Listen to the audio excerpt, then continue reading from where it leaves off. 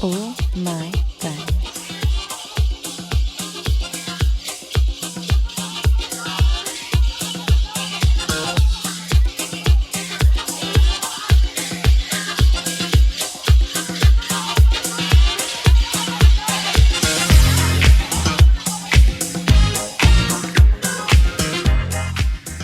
Hello all, you're tuned into the All My Friend podcast. I'm your host Liam Oliver. Thanks for watching and or listening.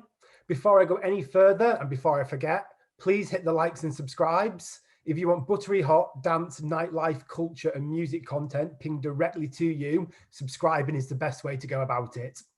My guest today is Mike Tomlinson, the founder of Zone Focus, an online record label and magazine.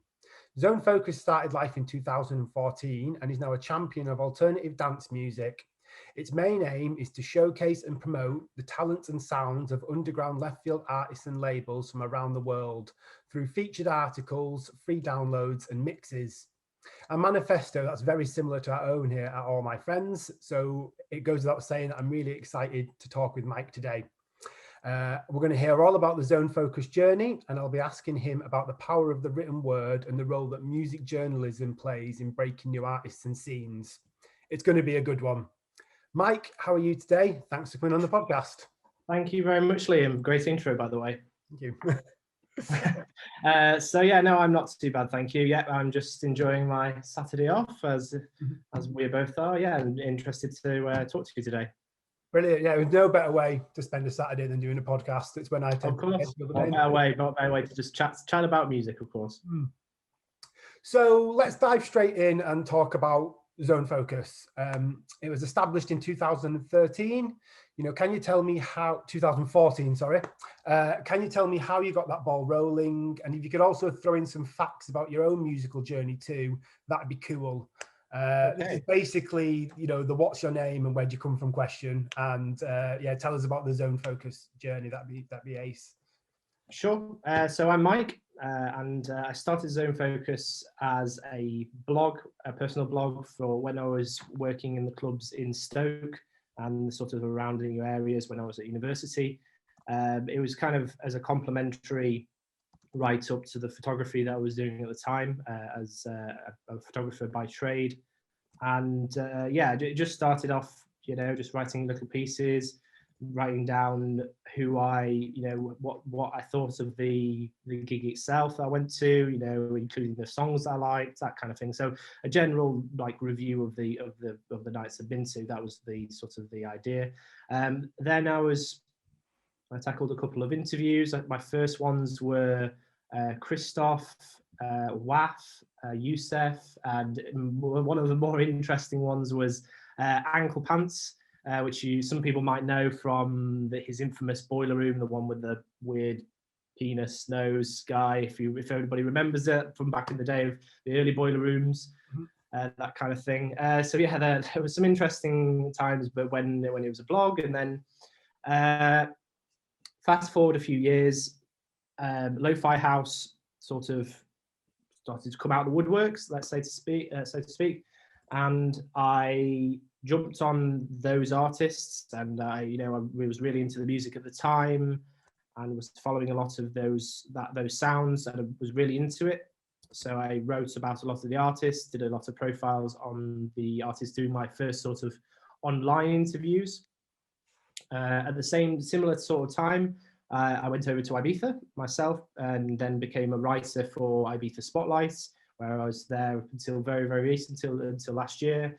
And during that time, Zone Focus has sort of carried along with me, going from sort of lo-fi house to sort of rave house, powerhouse, some techno, and now it's more based on breakbeat and electro and Italo disco and these kinds of genres. And that's pretty much where we're at today, the present day. That's really cool. I think I've got a lot of questions just off the back of that I really want to ask. Sure, go ahead. Yeah, sure. Yeah.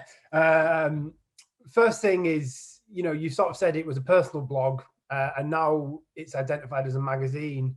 That's to a lot of people, that's either a big difference or they don't really know the difference. What for you is the differential? What makes it not a blog now and makes it an online magazine?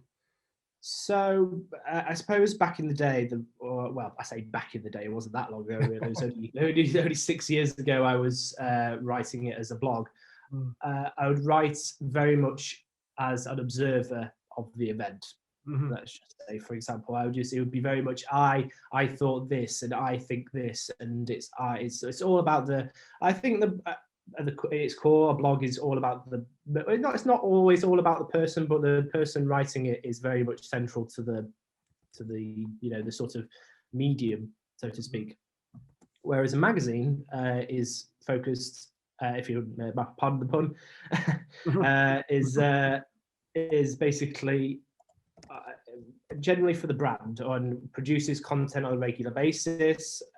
Tends to do more series, which is how I sort of base Zone Focus's outputs on. I do tend to do groups of things and tend to produce series rather than just articles here and there.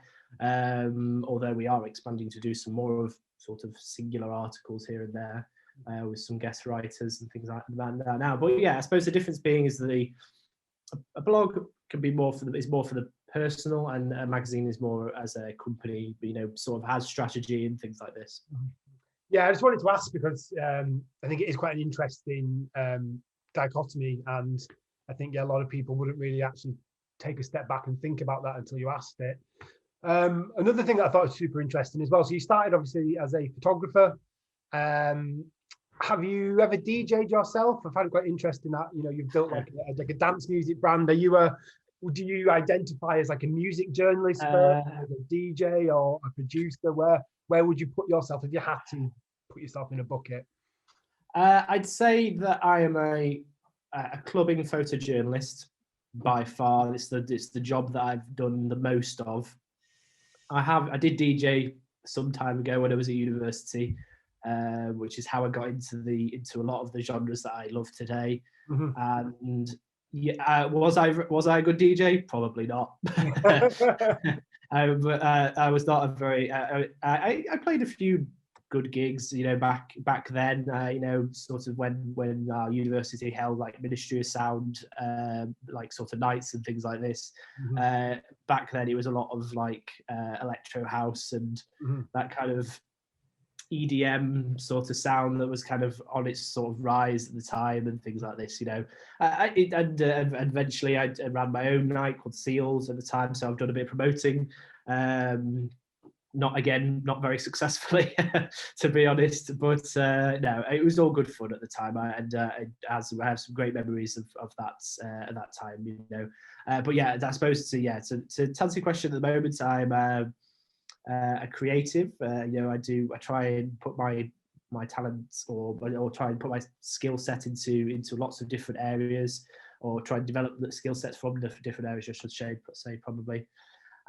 So I do like video work now, and I do graphic design, and it's all stemmed from running Zone Focus. Without doing Zone Focus, I would never have thought, okay, well, I don't want. It's mainly, if I'm being honest, is that I don't have the money to put towards various other bits and bobs. So I'm like, well, I'll just have a go at it, I'll just do the graphics for this and that. And over time, they've just gotten, from being sort of okay, mediocre, to being, stuff that I'm actually really proud to present to like the public and have as a brand.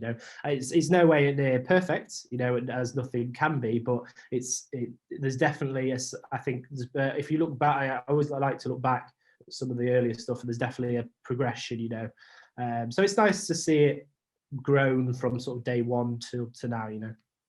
Yeah, I mean, I can definitely relate to that from running All My Friends, and it's something that I can see that progression myself, and it's actually quite fun to, start playing around with Premiere Pro. I've always been pretty good with Photoshop. I'm not by no means a professional, but I've got to the point now where it's a playground to try these new things and learn these new skills, which is really, really cool.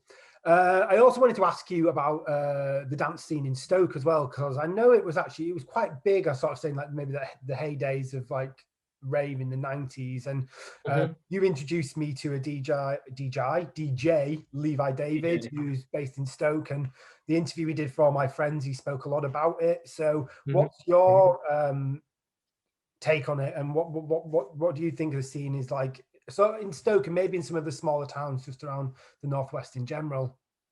I think that there's every town in the north, just by proxy, has a sort of a clubbing scene. And maybe, well, actually, maybe not every town, but the cities are for absolutely 100% sure, just because of how massive raving was, during the 90s or this sort of part of England. It sort of trickled down through the generations and the years. Really, there's always some sort of scene. Levi and I were very influenced by sort of going to nights at the Sugar Mill, which is one of the more I'd say, I suppose more underground clubs, but less commercial, I'd say. And the Underground as well, which is another club called the Underground. We were influenced by sort of the local residents that played there. People like Mitch Wellings and also Pete Bromley, who's basically a resident at a night called The Move, which I shot at. I both and worked with both of them at the time, back then. And so then I suppose as time has gone on, Levi has kind of lives between sort of Stoke and Manchester now, and we've also branched out into to see other things. With a big love for Manchester as well, of course. We've been to Warehouse Project too many times to count on fingers and toes. That kind of thing. So it's I'd say that we've definitely had influence all of our young sort of electronic listening lives when it comes to the scenes of the north. Mm-hmm. Yeah, well, I'm from deepest, darkest Cumbria, and Keswick, where I grew up, we've had one club there called the Loft, which isn't great. But that being said, there's been a lot of interesting things opening up on the west coast of Cumbria. There's a place called Electric Soup, which was getting quite big just before COVID happened, sadly.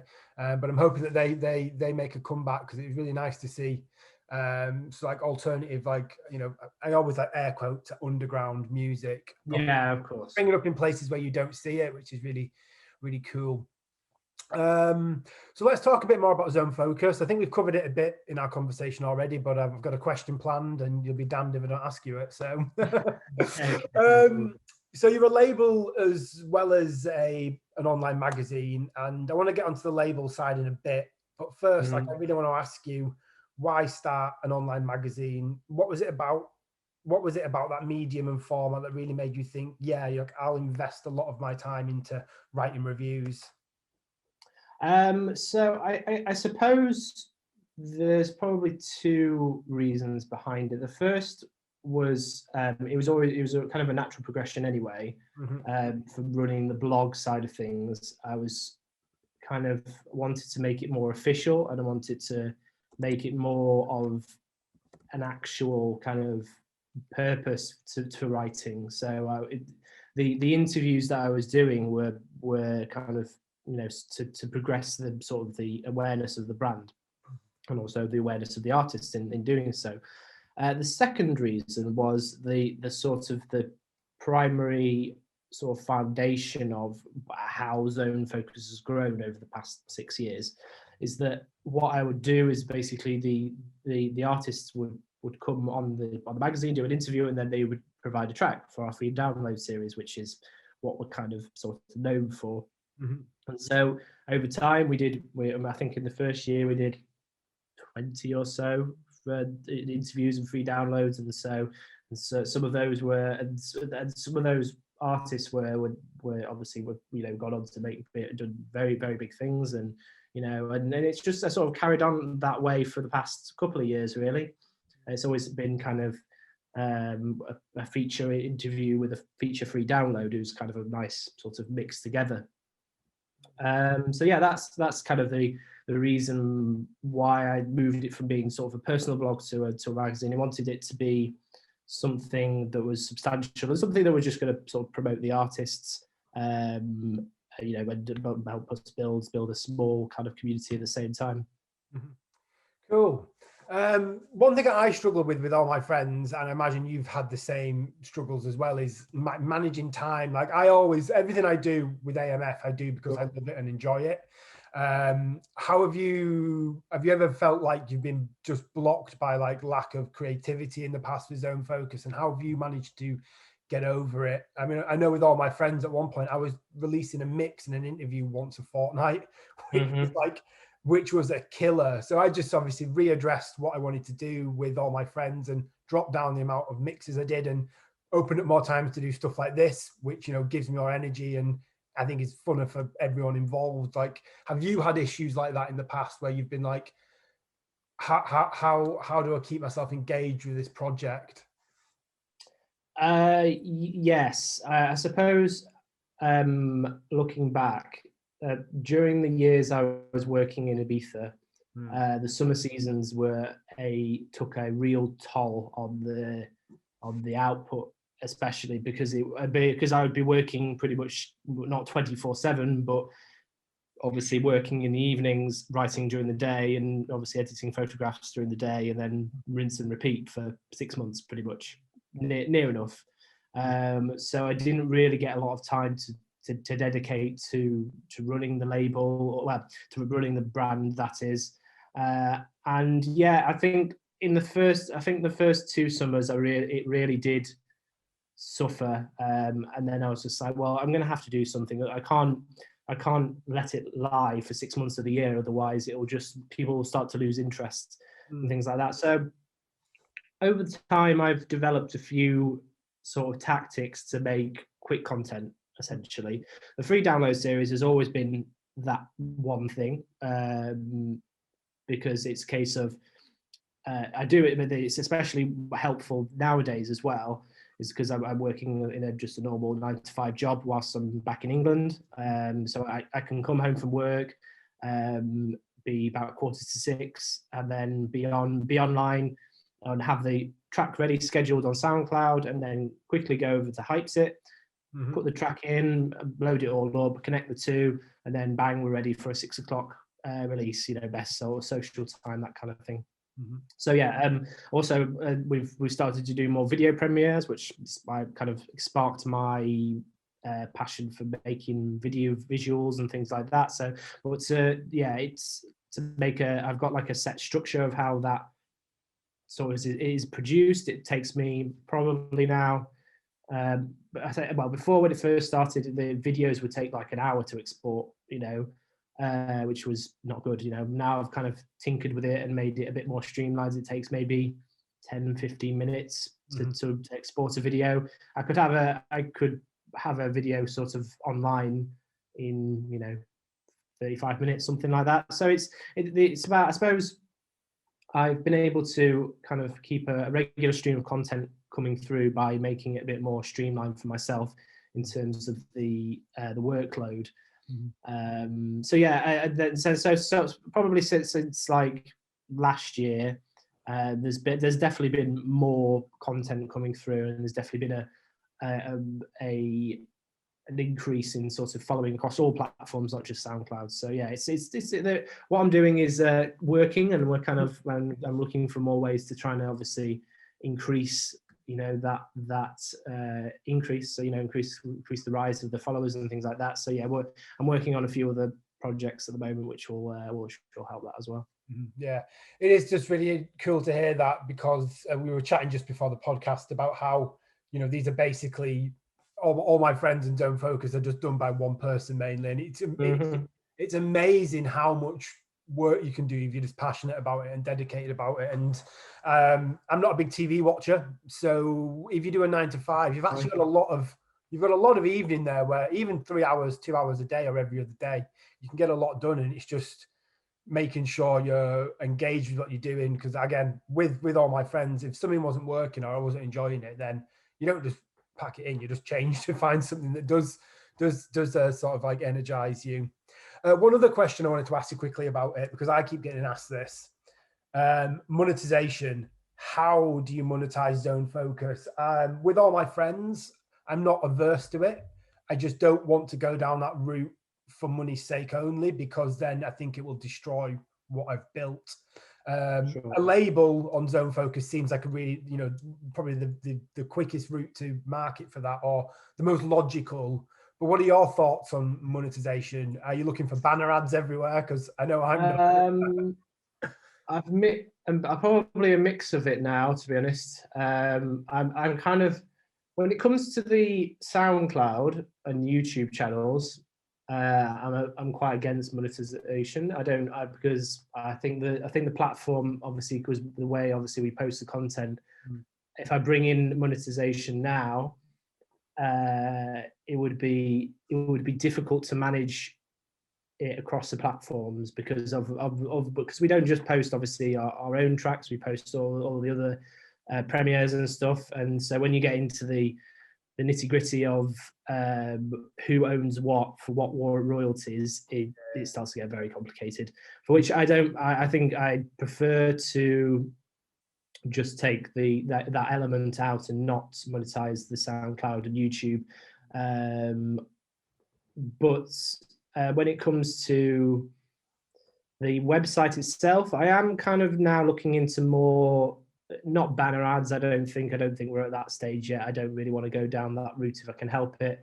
But there's a few sort of, for example, I've kind of approached a few sort of independent businesses to see if they would be willing to set up a sort of in website store, so to speak.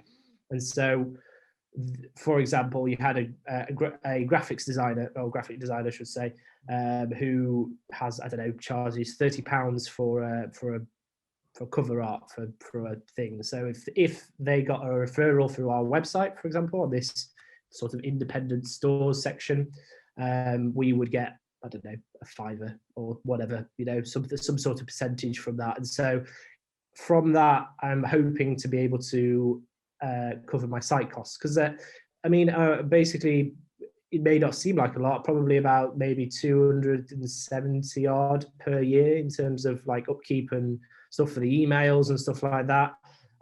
Not a lot when you think about it, but I mean, every year it's always a bit of a, oh Christ, I have to pay for the site costs this month, and it's just like, I know that money I've kind of managed and put away, I do have but some of the time I have to put a bit of my own money into it to basically top it up and stuff like that. But I've known that I've used that money elsewhere to basically manage the business and things like this, so there's definitely some monetization, and obviously the label, which obviously is where the big money earner is and where most of the funds come from, so that's the big money, and I've always wanted that to kind of be the main money earner. But I suppose to answer your question, I'm looking into other things where we can make some money. For merch, on that subject, I've always wanted to do it, because obviously I like graphic design and I really like typography and things like that. But I'll say this now, probably I just see a lot of brands doing it maybe unnecessarily, just sticking a logo or something on a t-shirt, and I don't know. I just think there's too much of it out there. And if I was going to do some sort of clothing, it would have to be for a real reason, for actually something that was substantial. But never say never. We'll think about that in the near future. There's always that scope available. So yeah, that's pretty much how it works for us. Have you never thought about jumping down the black hole that is some events?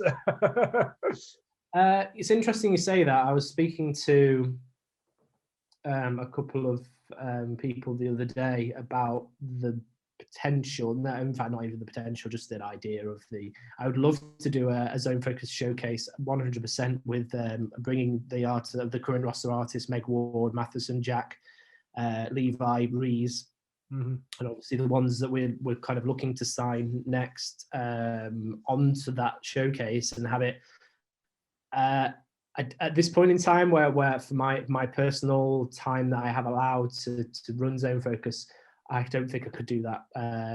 It would take it, because of the roster being all over the place in terms of the country. I wouldn't even know where to start with the logistics of getting them all to come, or even picking a venue. Where do you, if you've got a roster that's like all over the country, where do you go? do you go to a big city like Manchester, or do you pick somewhere more central? You know, it's difficult to think about it, but you know, we'll see. I have I have contacts in different cities, and you know, and I guess well, it's in the works. I think probably more so, probably what would be coming sooner is maybe a live stream. We'll do like because this year we'll probably do something for charity again, but not a compilation. Probably the compilation this year will be like a proper paid one for the artists, and something where we can basically basically to say that we've done charity compilations a couple of years previous. This year the compilation will be more for the business, and we'll do a live stream as a sort of as a charity thing this year, if that makes sense. Yeah, no, it does, absolutely. Yeah, the reason I ask about events is because, you know, they're on most collectives' top of things to do. But one of the reasons I started All My Friends as well is because, again, as I said, they can be like time sinks and just black holes in terms of resources. And if you're running something on your own, you know, if you don't do it well, it can be really stressful and not very fun. So I'd like to do some on the back of, you know, building up AMF over 3 years, but it'd just be interesting to hear what you think about them as well, because I think they're not for the faint-hearted. No, they're certainly not. I mean, I as I previously mentioned before, ran a couple of events in Stoke. It's just well, basically, I'll tell you a little quick story. Basically, so booked XXY. This was a good 7 or 8 years ago, and he sent us his rider, which was a standard rider, and then just a technical rider. And me and my sort of naivety, I suppose, and maybe a bit of stupidity combined in the one is that I kind of left it to the club manager to double check over the equipment, whereas I should have checked it myself and to make sure. Come the night, he arrives. Hello, nice to meet you. How are you doing? And he looks over the turntables. He's just like, I've got USBs, and I'm like, okay. Well, what's the problem? He says, I was like, yeah, that particular. I can't remember which one it was. I think it was only a CD. It was only CDs. Oh, geez. It's like, for the love of Christ. Yeah. So basically, I had to get my friend who was DJing on these CDs. He's like, as soon as your bloody set's finished, run to my house, go and grab my laptop, bring that here, and we're going to burn these CDs as fast as physically possible. Yeah, he was on an hour later than anticipated, which made one of my friends very happy, because he was going to play the back room, but I was like, you now play the front room, we need time to fill. And he was like, ooh, I get to play the front room with all the people, so I suppose it worked out well for him. It all worked out in the end. He played XXY, played a pretty good set, you know, and but yeah, it was like that was the last time that I did a big name artist. It didn't financially, I'd say it did reasonably well, but not as well as I'd hoped, you know. So and just lessons learned from that. So yeah, I mean, so I suppose bringing it back to the point is that if I was ever going to do it again, I would have like a list as long as my arm and leg, probably, like, you need to do this, you need to do this, you need to do this, you need to do this, and everything needs to be done. And once that list is done, then everything should be fine. And then you probably have another list to be, if this goes wrong, you do this, you do this, you do this, you do this, you know. So yeah, I'd probably be a bit more prepared before I run another night, yeah, so. That is a great story, though. That is a great story. And I'm glad it all worked out in the end. Was he okay about it, or was he a bit like... He was all right about it. I think he realised that we just made a genuine mistake. I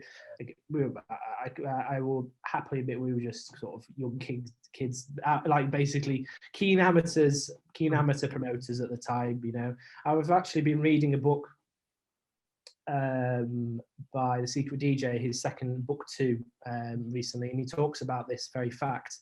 There are he says there are professionals, and then there are very well-meaning amateurs. And I was definitely in that second category, a very well-meaning amateur. So he could see that I didn't mean to purposely try and screw up his set. or try and make sure he didn't get paid or whatever, that kind of thing. It was a mistake, and so needless to say, he didn't come to the after party. It was a bit of a shame. So never mind, these things.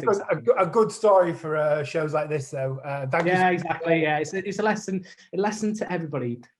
Be prepared when you are running a night. So don't be like me, who just leaves it to just chance of what happens in the night. There we go. So Cool. So let's go back on to Zone Focus a bit. You've been up and running for 6 years. I suppose I want to ask, what were the biggest hurdles and lessons you've learned in that time, and what really surprised you about running the magazine, and what advice would you give to others who want to start an online magazine? Now you've sprinkled so much advice throughout this podcast already, but maybe if you had like 2 or 3 tips for someone who's completely new, never even WordPress before or something, what would you suggest they do? I would say, obviously, don't try and pander to or try and create. I don't know. You have to try and find a niche, but don't feel like you have to pander to your audience or pander to a popular audience just because of that thing. Don't think you have to, write something you think's going to be successful. Always do something that's of interest to you. I suppose where I'm trying to find a nice medium ground is having to find the articles that are going to be something that's popular, but also keeping it within the series ideas that I have. Really, at the moment we've got a few kind of series ideas running. One is called Tunes We Dig, which is kind of linked with our Spotify playlist, where we basically the artist talks about 5 tracks, and then they feature 10 in total on the Spotify playlist, and it's all grouped together with social media shares on Instagram with video content and stuff like that. Second one is called Pop Culture Pick, which is just a person talking about their favorite film, TV program, or or game as well, and the music from that. One of the I love the fact that someone for the next one that's coming up has picked Sonic. That was the best entry that I've ever had in my life, so I'm looking forward to releasing. He's got a guy called Try. He'll be out in a week or so. That should be a nice one to have. And then the third one, which I'm working on with a friend of mine, Stefano, is called Time Warp, which is basically a bit of a pull from any sort of best tracks of series on the internet. There's plenty of other magazines doing this all over all over the net, but I just decided to we're not going to be doing it by era, which is quite kind of the case. It tends to be best tracks of the 90s or best tracks of the 80s or this kind of thing. We're kind of making it specific for each year, for which we basically just go on. We're digging into Discogs quite frequently and just seeing what's most collected, hottest kind of record, that thing. And obviously sprinkling it with classics that we know of during that time. I just spoke to Stefano yesterday. He's doing 2005 at the moment. 91 is already out. 1983 is just in its editing process. I'm just making a few changes of his now, and I'll be writing up. Not too sure yet. Maybe something from the 1970s. Go even further back, maybe to the very sort of first electronic tracks. Those that kind of thing. I suppose so. Yeah. So on that point, build series. Build frequent content that you can put out based on one or a couple of ideas. And I suppose final point. There is no numbers, by the way. If you don't have to hit 3, you can just go for as many as you want. I'll just carry on. I think I'd have to keep it short, otherwise I could go on forever. I suppose I don't think there is much of a 3. Yeah, just do it for your own enjoyment. I suppose, as someone said to me once, you've got to do it for the love of the music. Don't do it for the money because there ain't that much of it in it, to be honest. And I'll quite happily on all the jobs that I've had. Generally, I mean, you always have to do it for the love of the music, do it for the passions, and I suppose because you never know what it might. This is I suppose the point. You never know what it might lead to.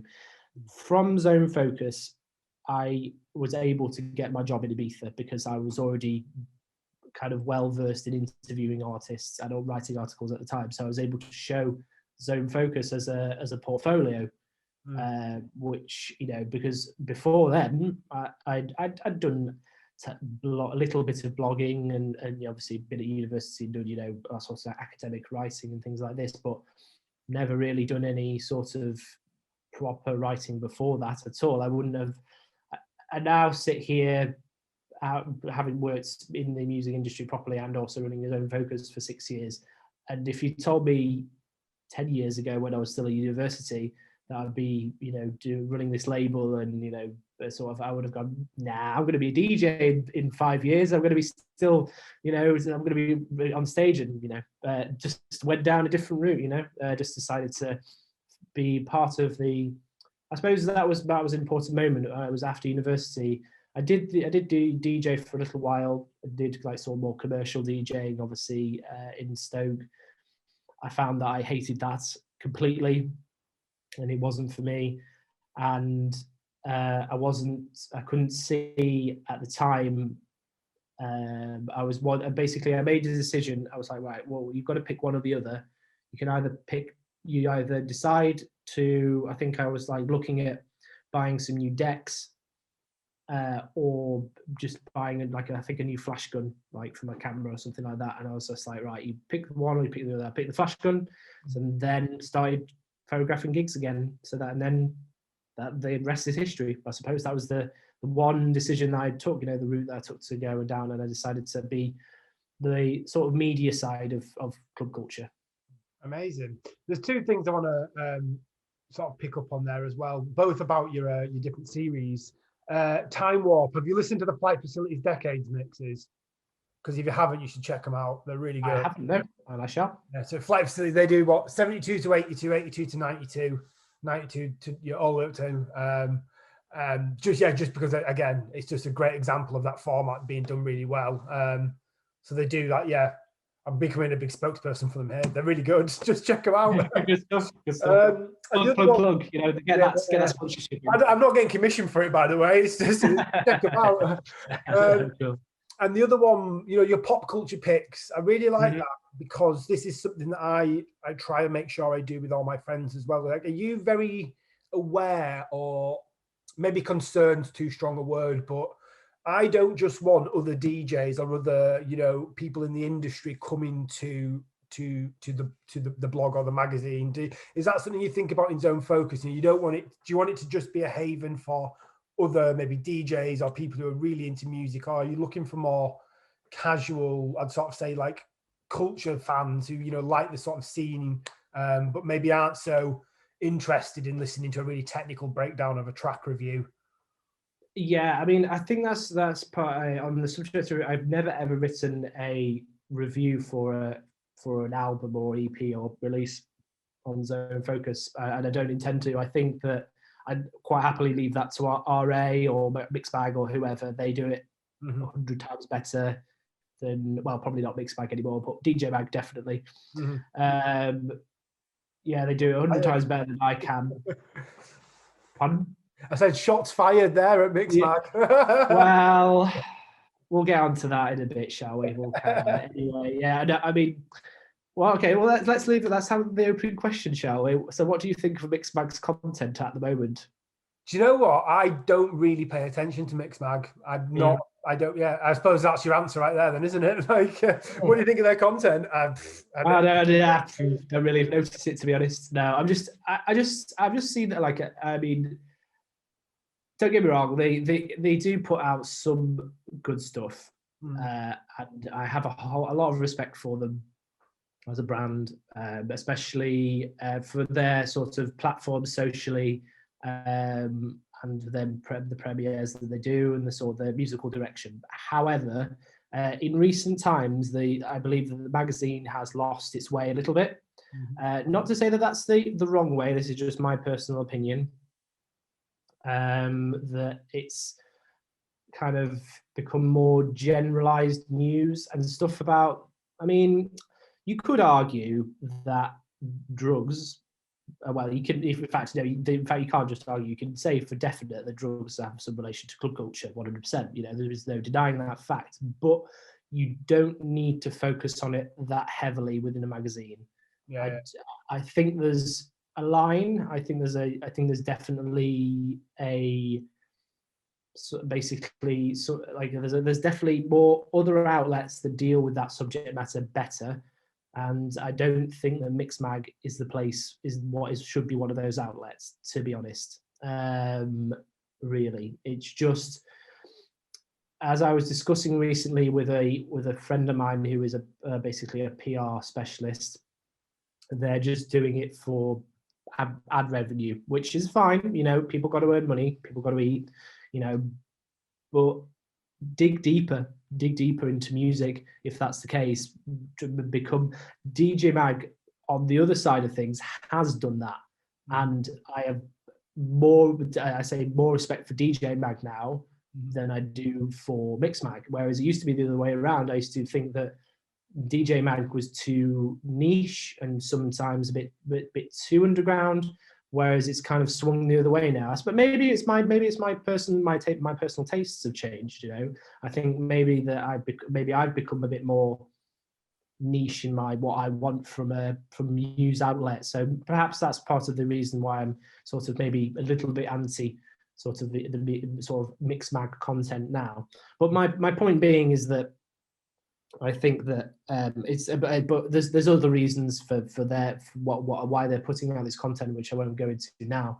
But I think that as a magazine, unless you dig deeper, which is what I try and do on Zone Focus, you'll just sort of stagnate, and the ideas won't really be that. Well, no, I wouldn't say that in any way, shape, or form the Zone Focus is boundary pushing, but you have to try be boundary pushing, if that makes sense. You have to sort of have that as a goal to run a magazine, I think. So because you're not only trying to entertain people, which you could say Mixmag is doing, is providing entertaining content for their audience base, but you've got to try and inform people as well.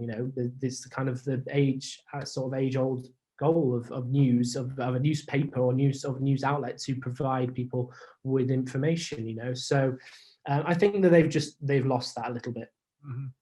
So yeah, I did want to ask as well about Zone Focus. What's the biggest win being?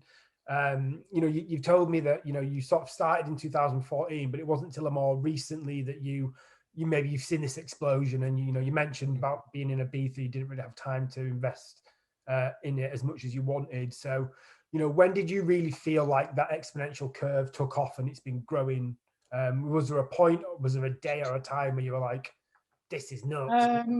I think I was it was kind of, from the point of it becoming a magazine and a label was a big point, which would have been 2016, I guess, 2017.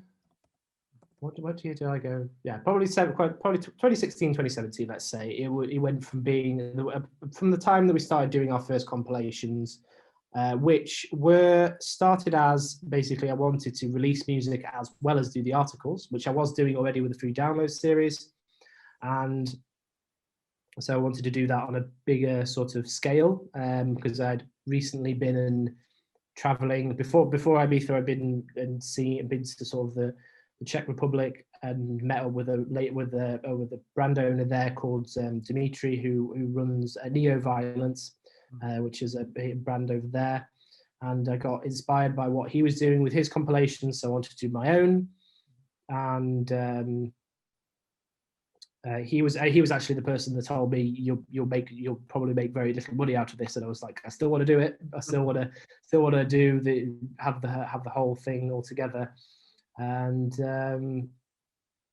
so yeah, I suppose when I started doing the compilations was a big thing, and then probably 2 years after that, so yeah, 2018, I started to see a real increase in the interest of the artists that I was putting out. So so 2018, 2019, 2020, yeah, that would be about right. Yeah, so people, so the 2018 to 2019 free download series had some really great artists who are, you know, doing pretty well, you know, nowadays. So it's people that mostly are on the label now. So people like Reese, Meg Wards, Matheson, Jack, Levi's more of a newcomer, obviously good friends. So it was great to work on the project together as label. But then we've also had people like Popka, or who else? What's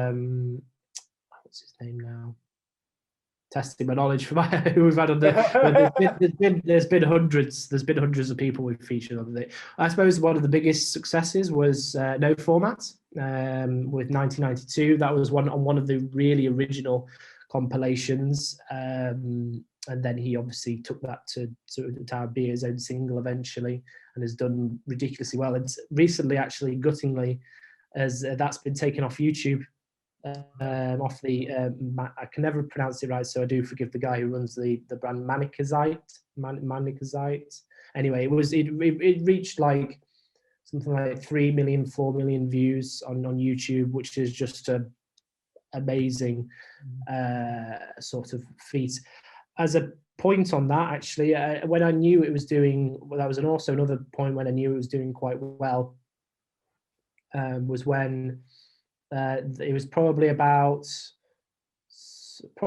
a year after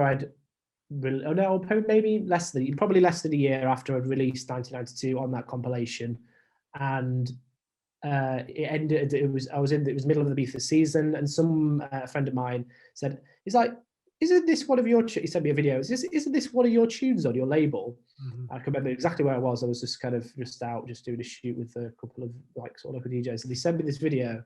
And it was Dennis Salter playing this tune at Lost Village Festival. I was just like, no, you know, I went absolutely. I was just like, I called up No Format, sent him the video, and yeah, just. In fact, no, actually, he'd already seen the same video as well. Yeah, no, he'd already seen it. That was right. So, yeah, so that was amazing. But then Dennis Salter has his cover magazine with Mixmag. So I have Mixmag to thank for some things. And then he featured that song in his like sort of top 5 selections of his first cover. I think it was his first cover, which was amazing. And then they ended up featuring that track on. I think they put like a video up on their socials at some point in time. So just like as like an independent label owner at the time who just kind of sort of dipped his toes into like running or releasing music, this was just, you know, amazing. And and so it's just I suppose that was also, I suppose, a big point that I knew was doing really well.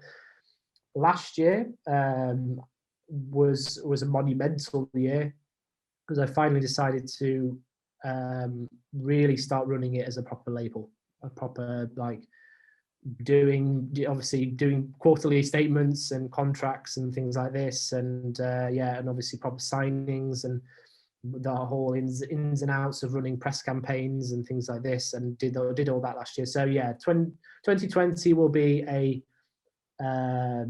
famous year and also an infamous year for obviously other reasons. But yeah, that was another big year. So yeah, just I suppose the next sort of goal or next sort of stage will be when we start to expand onto something else. So as he quite rightly mentioned, probably something like club nights will be another sort of big sort of a sort of milestone for ourselves, you know, which is always in the future to look forward to. Quick shout out to Lost Village, the last festival I went to before the bloody pandemic. It was great. The next question I did want to ask you about as well was obviously maybe transitioning to a label. I wouldn't say you've transitioned. You've added it onto like what you offer, and you've sort of already went into the reasons like why you've started doing that. So yeah, like, you know, why branch out into a label? You know, was that always the plan, or was it a bit of a happy accident, or was it one and the same? I I think it was, as I kind of mentioned before, it started off as a way I wanted to do the compilations because I was already releasing free music and I wanted to continue releasing free music but based around more of a theme. And this has always sort of stuck with me when releasing compilations. It's not just a kind of, or I try not to release just a random collection of tracks, which it kind of, I suppose, well, it wasn't really a random collection of tracks like back then. It was all kind of lo-fi house based or lo-fi electronica based, if you will. And now I've done the last two compilations, Orbital and is it Danger in Love and Paradise? I always forget which way around I've titled it anyway. The Italo one that I did last year, that's bad when you can't even remember what your own release names are, isn't it? Oh dear. So yeah, the last two was an Italo disco one, which I am still into. That's something I still listen to today. It's kind of one of my favorite genres at this present time. And the one before that was more of a minimal, was kind of dipping my toes into kind of, I don't know, sort of, yeah, deep tech, I suppose, which after the fact, I was kind of enjoying it at the time, but then it's kind of hasn't really fitted with the brand, so we haven't really done much since then, to be honest. So back to my point about the running, sort of transitioning from a magazine to a label, but having both together. It was kind of just it was a case of financials, to be honest. Those site costs to be sort of covered. I needed a way to do that. Also, nowadays, it kind of works in a kind of, I suppose, recycled way, I suppose. Not recycled way, but it kind of works in a sort of loop that I'm, obviously there's money that's being spent promoting artists, which brings money in from the label. So I don't generally tend to take much of a cut for myself when it comes to my personal profits from it, really. Most of the money I tend to spend on music. I tend to buy, I generally, wait until Bandcamp day and I have my, artists that I love to feature, and generally the music that I buy will end up on the YouTube channel anyway. So it's kind of, the label makes money, that money is getting spent back on the artists, and then the artists then make them kind of sort of in a sort of loop, so to speak. Very, very, very rarely do I sort of take a personal cut from the profits. Generally it's just to pay for things for the site and things like that. Probably not a very businessman like move, I suppose, but my couple of my friends have told me to be a bit more like I suppose what's the word, just be a bit more of a businessman, I suppose. Just try and run it more like a business. I know, which I'm kind of moving towards. I have more of a kind of like, well, this money's for this and this money's for this, and that kind of thing. So yeah, it's all a learning process at the end of the day for whatever project you do, isn't it, really? So yeah, and I've definitely learned tons since I first started Zone Focus. Mm-hmm. So my last question, and you've led on to this really well as well, talking about like becoming maybe more of a businessman. Where do you go from here? What is next for Zone Focus? I imagine you're probably going to have a big party somewhere after the pandemic. Are you looking to be the next RA? Which if we're talking about online brands that are turning into businesses, or do you want to keep your output more under the radar? I suppose where do you draw that line? Because I certainly got a line where I want all my friends to go, and I don't want it to be the next RA. I want it to be something a bit specialer. So what's the long-term plan for Zone Focus? Definitely not the next RA. I can't see myself getting a big government grant to carry on writing in any way, shape, or form. Yeah, I guess just to continue to expand the brand outwardly. So, as you mentioned, in events.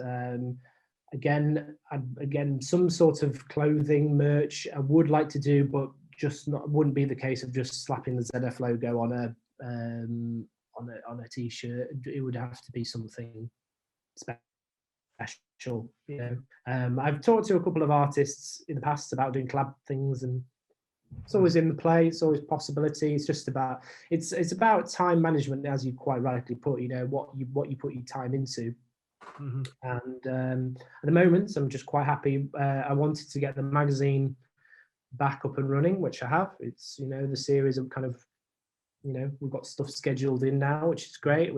And the label is, after taking a few months off, there's a couple of releases now on the horizon, which is nice, you know. So I suppose it will just be continuing to expand my current projects outwardly, you know, just expand on them and starting to bring some new projects into the mix as well, really.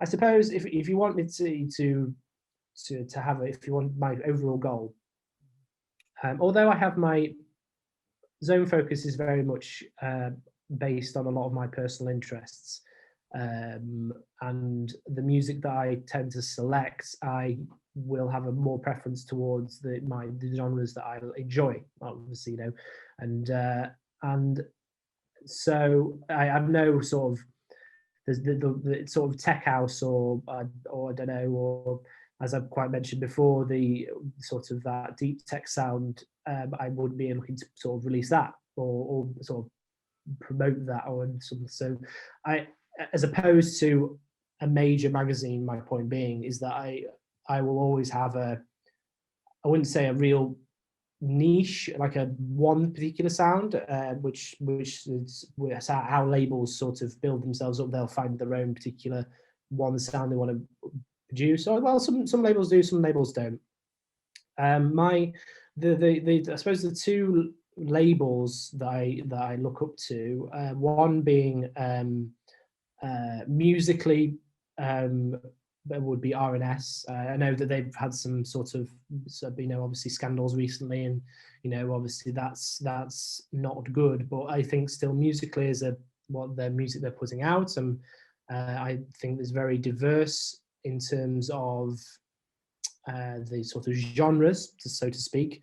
You know, their compilations during the sort of pandemic, the sort of, I can't remember what In Order to Dance compilation was one of my favorite releases of last year, just a whole mix of different tunes. And yeah, I suppose it will always be, Zone Focus will always be a mix of different things, a mix of different musical genres and different ideas coming into the fore, you know. So yeah, I suppose it'll just be to carry on as I am now, and, you know, and just continue to learn from running the brand personally, you know, and I will always attempt to try and create something new and exciting for the brand itself, you know, during that journey. Amazing. What a great point to end it on as well. Always onwards and upwards as well. I think we've onwards and upwards, yeah. In a nutshell, essentially, yeah. I think I imagine you feel the same as well, but it's been running like an online like magazine or blog. It's been quite resistant to everything that's happened in the world because it's all online, it's all digital. And it was certainly for me, it was a nice outlet to keep myself ticking over and just having, you know, keeping myself engaged in music. But I think obviously when we come out of the pandemic, fingers crossed, whenever that is, I think there's going to be so much creativity just around the whole world of people just itching to do things, anything, just 100%. I've said that basically, well, on another podcast actually, that will have maybe a sort of on Meet Me Front Left. Shout out to those guys as well.